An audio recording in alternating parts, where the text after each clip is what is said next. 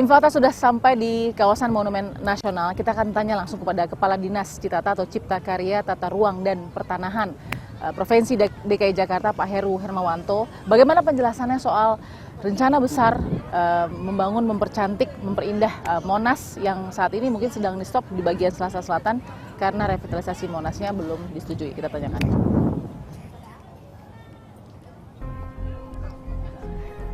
Siang Pak. Siang Pak Bokit. Alhamdulillah sehat.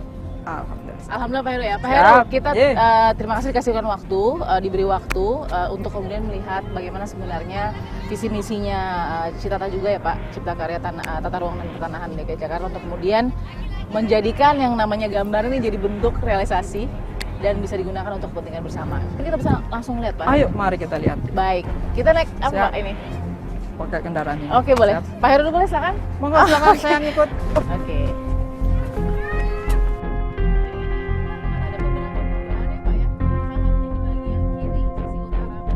Kalau Bapak bisa berikan paling nggak contoh nih Pak, kalau kita lagi memandang ke sini kan belum kebayang nih Pak, jadinya seperti apa tadinya Selatan, karena memang dihentikan sementara. Seperti apa Pak gambarnya mungkin bisa?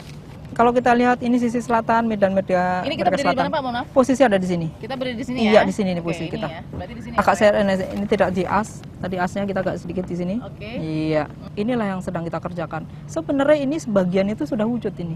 Ini udah kelihatan ya Pak ya? Ini dari ujung sini berarti iya, ini sebenarnya bagian ini. Ini bagian ini kita meneruskan bagian yang belum terselesaikan. Oke. Nah, kelihatan kan? Dan ini adalah desain dari master plan dari hasil sayembara. Jadi belum kelihatan karena memang baru mulai tadi. Baru dikerjakan sehingga belum terlihat nih. Kalau ini sudah terlihat maka akan terlihat ini menjadi memang terbuka. Nah, tadi yang saya ceritakan 84% itu pengerjaan di sini ya, Pak? Iya, ini 80 pekerjaan. Ini kalau ini selesai, itu di sini. Iya, betul. Jadi nah, bagian pohon kemarin yang dipermasalahkan di sebelah mana, Pak? Ada di sebelah sini. Nah, ini coba kita lihat. Nah, kita lihat. Nah, inilah posisi pohon. Ini. Iya, betul. Oke. Yang 191 iya, Pak ya? Betul. Angkanya juga kemarin sempat ada perbedaan ya Pak, jadi tapi ini 191 pohon yang sudah akurat ya Pak. Iya. Kalau tes bahwa tidak sesuai desain sayembara tuh apanya? Kenapa bisa keluar sih Pak? Itu pertanyaannya juga. Sebenarnya, nah ini akan karena perbedaan nih, lihat. Ya. Nah, katanya berbeda dengan desain pemenang sayembara. Nih lihat, ini hasil sayembara seperti ini. Ini hasil sayembara. Ini kemudian DED disesuaikan ngikutin lapangan. Kalau ngikutin sayembara, maka otomatis ini akan hilang. Patung IKADA akan hilang. Iya. Oke. Iya. Kalau sekarang di stop nih Pak, posisinya ada mempengaruhi nggak tata ruang dan apa yang terjadi? Kalau semua itu kalau belum selesai kan akan menjadi masalah yang berbeda kan. Ya. Iya, lebih baik kalau kita selesaikan semua ini bisa kita rapikan kembali. Ya. Kira-kira seperti itu. Gimana caranya memastikan Pak bahwa memang 64% ruang terbuka hijau inilah yang menjadi jualan, kenapa desain ini juga dipilih menjadi pemenang? Otomatis kalau kita penuhi seperti rancangan yang diusulkan pasti akan lebih besar terlihat kan. Ini kita lihat secara visual aja sudah lebih besar. Apa yang menjaga Citata dalam hal ini ya Pak ya, dalam mengimplementasikan ini, mengerjakan ini tidak akan lari sedikit pun dari, kecuali dengan tadi koreksi-koreksi sendiri, ada alasan tadi patung IKADA tidak mau dihapuskan, kemudian kolam renang digeser. Iya. Ada nggak Pak jaminan bahwa ini nggak akan berubah dari hasil pemenang sayembara? Sebuah perencanaan tidak akan pernah sama persis. Nah, dimanapun. Jadi kalau kita merancang, ini adalah panduan acuan umum. Kalau di lapangan kemungkinan terjadi ada kendala teknis, macam-macam itu bisa mungkin terjadi. Disitulah biasanya terjadi justifikasi kembali. Penilaian atau kemudian keputusan yang diambil untuk menggeser kolam yang akhirnya kemudian mau tidak mau harus mengorbankan 191 pohon untuk dipindahkan atau dicabut. Bukan mengorbankan pohon loh, memang ini koridor selatan. Iya, apapun walaupun tidak mau pindah, ini tetap terkena ini pohon. Pasti kena. Pasti kena. Kalau ikut dengan desain sayembara. Sayembara sekalipun, pohon itu ada pada posisi koridor ini nih. Ini udah terbentuk, cuma ini belum selesai. Airnya ini karena belum terbentuk ditanam-tanamin lah. Oke, Pak Heru sendiri yakin nggak ini akan bisa terus kalau memang komunikasi sudah lancar? Ya saya harap kalau ini segera diputuskan, insya Allah selesai. Baik, Pak Heru terima kasih sudah memberikan waktunya kepada kami tim Fakta. Kita akan coba tanyakan nanti Pak Upeta Pelaksana untuk menanyakan bagaimana nasib pohon-pohon ini yang dijelaskannya juga harus diklarifikasi secara akurat. Kita akan temukan fakta berikutnya.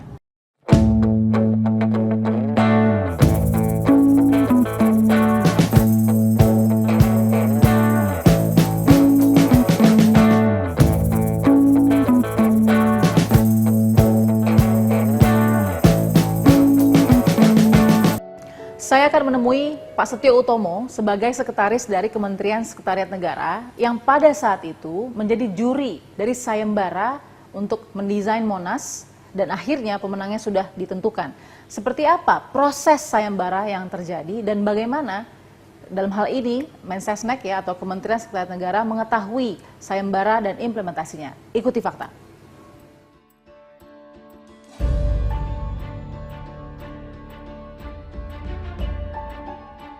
Tim Fakta sudah ada di kantor Kementerian Sekretariat Negara. Saya sudah bersama dengan Pak Setio Utomo, Sekretaris Menteri Sekretariat Negara. Apa kabar Pak Setio? Baik. Sehat Pak? Baik, Alhamdulillah. Sekarang konsentrasi dari Mensesnek juga cukup banyak. Salah satunya adalah bagaimana menyelesaikan mungkin masalah-masalah yang ada dalam revitalisasi Monas. Ini kan masih berproses ya Pak ya, sambil menunggu keputusan. Tapi paling tidak, apa sih Pak sebenarnya yang menjadi landasan awal Mensesnek juga ingin revitalisasi ini dilakukan? Ya, jadi landasan kita harus selalu kembali ke Kepres 2595 ya, sebagai pedoman bagi penataan kawasan Medan Merdeka, gitu ya. Bukan hanya Monas, tapi kawasan Medan Merdeka. Saat ini proyek revitalisasi Monas yang memindahkan pohon, menebang pohon atau mengangkat pohon bahasanya ya Pak ya, kita ambil itu kan di stop sementara ya Pak ya. Sementara di stop untuk kemudian merampungkan apa yang dipertanyakan selama ini. Nah, juga harus diluruskan Pak, faktanya sebenarnya bahasa nih, masalah bahasa. Itu belum mendapat persetujuan atau izin. Yang mana Pak definisi yang tepat dalam masalah ini? Ya, kita bisa lihat di dalam Kepresnya saja memang disebut sebagai persetujuan gitu ya, bahwa Komisi Pengarah bertugas memberikan persetujuan ya, dalam perencanaan dan pembiayaan yang dilakukan oleh Badan Pelaksana. Badan Pelaksana itu adalah Gubernur ya, yang juga merangkap sebagai sekretaris Komite Pengarah ini juga. Ya. Pak, Pemprov memberikan informasi bahwa semua ini berjalan karena sayembara yang juga diberikan kepada publik dan di situ Mensesnek mengetahuinya. Paling tidak seperti itu. Ya. Jadi memang kita dilibatkan dalam sayembara itu. Dari Kita itu Sekretariat Negara. Jadi Kepala UPT Monas menyampaikan kepada Pak Menteri, mengundang Pak Menteri untuk menjadi juri.